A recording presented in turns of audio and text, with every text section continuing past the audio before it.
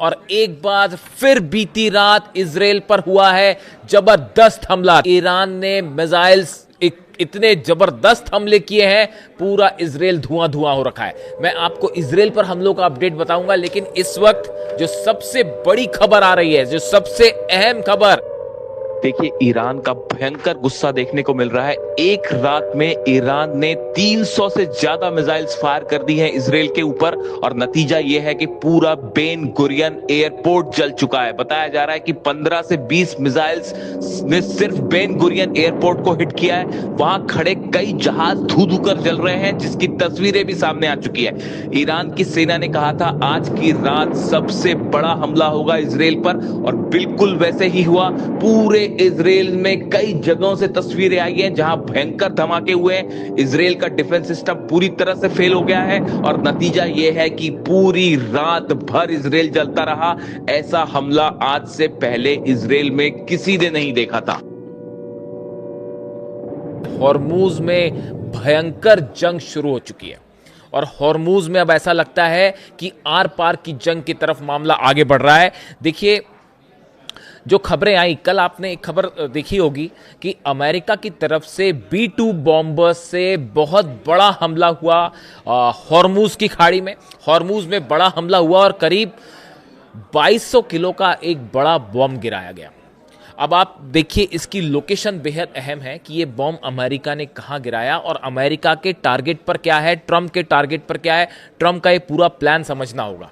देखिए, बताया जा रहा है कि जो हॉर्मुज का केशम आइलैंड है, केशम द्वीप है, ये अब अमेरिका के टारगेट पर है, और यहां पर इस केशम द्वीप को कब्जे में करने की कोशिश कर सकता है अमेरिका। अब ये जो पूरा तामझाम हो रहा है हॉर्मुज को लेकर, इसमें जंग इस केशम द्वीप के आसपास आके रुक गई है। आखिर ऐसा क्या है यहां? केशम आइलैंड वो जगह है जो IRGC का सबसे बड़ा स्ट्रांग होल्ड है। यहां पे जमीन के नीचे, इस आइलैंड में जमीन के नीचे बताया जाता है ईरान का बड़ा मिसाइल का जखीरा है। यहां इतना ही नहीं, इसके नीचे कई ऐसी गुफाएं हैं, सुरंग हैं, जहां पे तमाम तरह के ईरान के जहाज हैं, सबमरीन्स हैं जो अब तक निकाली भी नहीं गई हैं, फाइटर बोट्स हैं। ये सब के सब टनल्स के नीचे बनी हुई हैं। और केशम आइलैंड वो जगह है, जब तक इस पर कब्जा नहीं किया जा सकता तब तक आप हॉर्मुज को कंट्रोल नहीं कर सकते। ये बात ट्रंप और अमेरिका को अच्छे से समझ में आ गई है। बताया जा रहा है ये जो केशम आइलैंड है, इसमें जो टनल्स है, इसके नीचे तमाम मिसाइल बैटरीज हैं। कई एंटी शिप मिसाइल्स जो हैं वो यहाँ पे इसके नीचे छुपी हुई हैं। इसके अलावा आप देखिए कि यहाँ पे तमाम तरह की माइंस जो हॉर्मुज में बिछाता है ईरान, वो केशम आइलैंड के जरिए निकाल के बिछाई जाती है, और वापस जो है इन सुरंगों के अंदर जो है बोट्स वापस आ जाती है, जिसका कोई तोड़ नहीं है। इसीलिए अब अमेरिका ने केशम आइलैंड को टारगेट करते हुए एक बड़ा मिशन शुरू किया है, और अमेरिका के इसी मिशन के तहत जो USS ट्रिपोली जो जहाज है, जो कि जापान से चला है और वो बढ़ रहा है ईरान की तरफ, उसकी जो लास्ट लोकेशन आई थी वो मलक्का स्ट्रेट्स के पास आई थी, और इसको अभी पहुंचने में करीब 3 से 4 दिन और लगेंगे। 3 से 4 दिन और लगेंगे। और इसी के तहत प्लान यह है कि जब तक USS ट्रिपोली वहां नहीं पहुंच जाता, तब तक अमेरिका की तरफ से अगले 4 से 5 दिन बताया जा रहा है केशम द्वीप पे और हॉर्मुज के आसपास भारी बम्बार्डमेंट किया जाएगा, ताकि जो माइंस वहां पर है, जो अंडरग्राउंड फैसिलिटीज हैं ईरान की, जो मिसाइल सिटीज हैं, हथियारों का जखीरा है, इस पर हमला किया जाए। ये डोनाल्ड ट्रंप का और अमेरिका की सेना का प्लान है कि 4 दिन में आप भारी बम्बार्डमेंट करिए, जो कि ऑलरेडी शुरू हो चुका है। B-2 बॉम्बर्स हर दिन, B-52 बॉम्बर्स हर दिन यहां पे जो है वो बम्बार्डमेंट कर रहे हैं। और पहले आप हवाई हमले करें, उसके बाद USS ट्रिपोली यहां पहुंचे और हमले करें। लेकिन ईरान की सेना ने करारा जवाब दिया है अमेरिका को, और अमेरिका का ये प्लान जो है वो अभी से देखिए कैसे मुश्किल में है। पहले तो खबर आई है USS जेराल्ड को लेकर। अमेरिका का दुनिया का सबसे बड़ा एयरक्राफ्ट कैरियर, वो ईरान के मिसाइल्स के खौफ से अब भागकर ग्रीस की तरफ बढ़ गया है। ग्रीस ने इस बात को कंफर्म भी कर दिया है कि वो जो है, कहां तो फारस खाड़ी की खाड़ी में पहुंचकर हमला होना था, कहां इजराइल को USS जेराल्ड आर फोर्ड क्यों भेजा गया था? वो भेजा गया था हाइफा के करीब, और उसका काम था कि इजराइल की रक्षा करना। जो पिछली आग की खबर आई थी अब वो कंफर्म होती दिख रही है। मैंने आपको बताया था कि जेरल्ड आर फोर्ड में आग लग गई और कहा गया था कि वो गलती से आग लग गई है और उसकी लॉन्ड्री में आग लगी है। अब बताया जा रहा है कि वाकई वो ड्रोन स्ट्राइक थी, ड्रोन स्ट्राइक हुई थी और उस पर आग लगी थी और उसके बाद जो है अब इसको पीछे हटाना पड़ा और हटाना ही नहीं पड़ा है, उसको ग्रीस की तरफ आगे भेज दिया गया है। यानी एक प्रकार से आप देखें दुनिया का सबसे बड़ा एयरक्राफ्ट कैरियर ईरान की मिसाइल्स के खौफ से पीछे हट गया। कल ही आईआरजीसी ने दावा किया था कि हमने कई मिसाइल्स फायर किए यूएसएस जेराल्ड पर और उसके बाद वो जो है वहां से भाग खड़ा हुआ।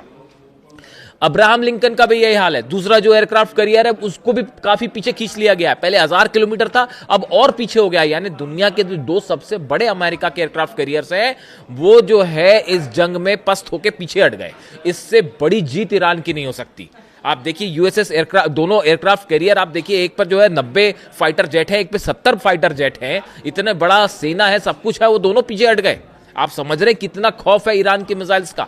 उसके अलावा आप देखिए कि जो यूएसएस ट्रिपोली है, अब बताया जा रहा है इसको भेजा जा रहा है ताकि ये वहां पे जाके कुछ कमान संभाले। अब वहां पे वो जब एयरक्राफ्ट कैरियर कुछ नहीं कर पाए तो यूएसएस ट्रिपोली वहां पे जाके क्या करेगा और कैसे एक्शन करेगा और कैसे सेफ रहेगा, इसको लेकर भी सवाल उठ रहे हैं कि यूएसएस ट्रिपोली जैसे ही वहां पहुंचे पता चला ईरान की जो है वो खुर्रम शहर और फतेह 2 और एंटीशिप जो मिसाइल्स हैं अबू मेहदी वो बरसनी शुरू हो जाए, इसको लेकर भी तमाम सवाल उठ रहे हैं। अब देखिए इस बीच में एक बड़ा डेवलपमेंट हुआ है। फ्रांस ने जंग में जाने से साफ मना कर दिया है, जर्मनी ने फ्रांस में जाने से साफ मना कर दिया है, ईयू ने कह दिया है, यूरोपियन यूनियन ने कह दिया है कि हम अपने जंगी जहाज हॉर्मुज में नहीं भेजेंगे। इटली ने किसी भी तरह की मदद से मना कर दिया है। अब आप देख रहे हैं नाटो पे जो गुस्सा हो रहे हैं ट्रंप, अपना फ्रस्ट्रेशन, इसके लिए सही शब्द फ्रस्ट्रेशन है कि जो डोनाल्ड ट्रंप अपना फ्रस्ट्रेशन दिखा रहे हैं उसकी क्या वजह है। नाटो के जितने बड़े देश हैं, यूरोप के जितने बड़े देश हैं, उन्होंने इस जंग में शामिल होने से मना कर दिया है। डोनाल्ड ट्रंप को सीधा सीधा मना कर दिया है। यानी जिनके भरोसे बैठे थे कि शायद कोई मदद करेगा, मदद करना मना कर दिया। इसीलिए ईरान की सेना कह रही है कि मदद मांगते फिर रहे हैं। कल आईआरजीसी का बयान आया कि जो है डोनाल्ड ट्रंप जो है वो तमाम देशों से जो है मदद की भीख मांगते फिर रहे हैं, ये बात कह रही है ईरान की सेना की तरफ से, ये बात कहा गया।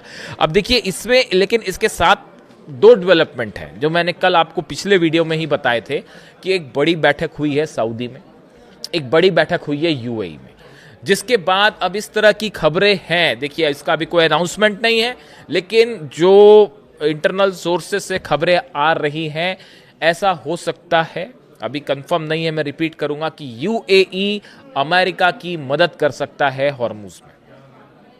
देखिए खार्ग आइलैंड पर भी जो हमले हुए उसमें मैंने आपको बताया था कि जिस तरह से बातें सामने आई, ऐसे दावे हुए कि जो B-2 बॉम्बर्स ने टेक ऑफ किया था वो यूएई के पोर्ट से किया था। यही वजह है कि यूएई पे जो मिसाइल्स गिर रही हैं और जो नुकसान हुए हैं, फुजेरा पोर्ट पर जो है फिर से धमाके की खबर आई है। ये कल जो धमाके हुए थे उसके बाद बीती रात फिर जो है वो फुजेरा पोर्ट के पास से धमाकों की आवाजें सुनाई दी गई।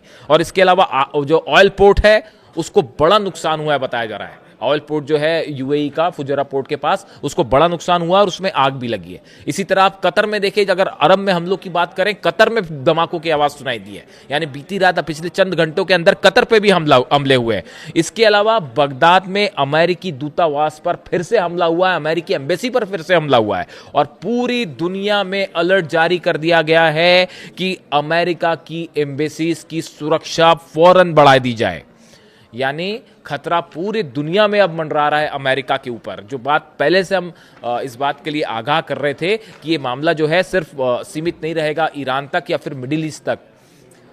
इंटेल सोर्सेज बता रहे हैं कि पूरे दुनिया में अमेरिकन एम्बेसीज अब निशाने पर हैं और ईरान की तरफ से जो स्लीपर सेल्स हैं वो कहीं भी एक्टिवेट हो सकते हैं और अमेरिका में घुसकर भी हमले हो सकते हैं और पूरी दुनिया में कहीं पर भी अमेरिकन एम्बेसीज को निशाना बनाया जा सकता है। इसके अलावा अगर आप सऊदी की बात करें, देखिए सऊदी की भूमिका को लेकर तमाम सवाल उठ रहे हैं। मैं अभी उस बारे में कुछ नहीं कहना चाहूँगा, लेकिन ये ज़रूर है कि सऊदी जो है वो सीधा टारगेट पर है ईरान के। और एक बड़ा हमला ऐसा हुआ है सऊदी पर जिसका जिक्र करना बेहद अहम है। हालांकि ये हमला 24 घंटे पहले हुआ है, यानी कि ये हमला 18 तारीख को हुआ है। देखिए, Iran has reportedly launched a series of drone strikes targeting US military assets in the Middle East, destroying the American AN/FPS 117 radar नियम al Qassim airport in Saudi Arabia. Saudi Arabia के एयरपोर्ट पर America का AN/FPS 117 radar system जो लगा हुआ था, इसके ऊपर ड्रोन स्ट्राइक होती है और यह पूरी तरह से तबाह हो जाता है। यानी एक बार फिर एक और रडार सिस्टम अमेरिका का तबाह हो गया, जिसकी कीमत $20 मिलियन थी।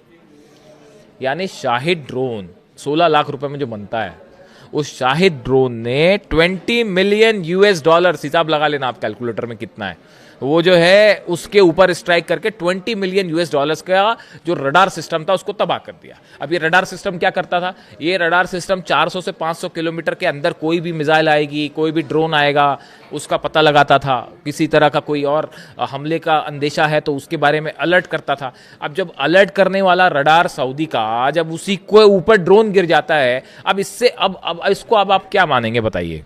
ये जो रडार है 460 किलोमीटर जो है इसकी रेंज थी। इसका काम था कि मिसाइल आ रही है या नहीं आ रही ये बताना, और ड्रोन आ रहे हैं कि नहीं बताना। उस रडार के ऊपर जिसका काम था कि बताना, अलर्ट देना, उसके ऊपर ड्रोन गिर जाता है शायद 136। अब आप समझ लीजिए इससे कि क्या नतीजे हैं इसके, और डिफेंस सिस्टम कितना बुरी तरह से ध्वस्त है अमेरिका का पूरे अरब में। इसीलिए अमेरिका में सवाल उठ रहे हैं। ये तो कैजुअलिटी हो रही है अमेरिकन सोल्जर्स की, असली नंबर पता नहीं कब आएंगे। हजारों सोल्जर्स घायल है अमेरिका के।